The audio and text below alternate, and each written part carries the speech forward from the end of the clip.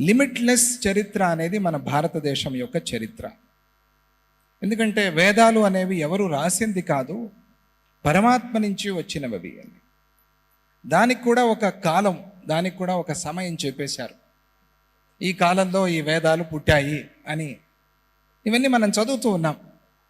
చాలా వింత, చాలా విచిత్రం. కానీ అవి అక్కడ అలా ఉన్నాయి, అలాగే చదవాలి, అలాగే రాయాలి, అప్పుడే మార్క్స్ వస్తాయి, లేకపోతే ఫెయిల్ చేస్తారు. అవునా కదా? అక్కడ ఉండే విధంగా రాస్తేనే మనకి మార్కులు వస్తాయి. మరైతే ఏం చేయాలి అని అంటే, ఇప్పుడు అడిగారు కదా, అమ్మా నాన్నలు అడుగుతున్నారు అని. అసలు చెప్పే పెద్దలు అమ్మా నాన్నలు మన దేశ చరిత్ర తెలుసుకోవాలి.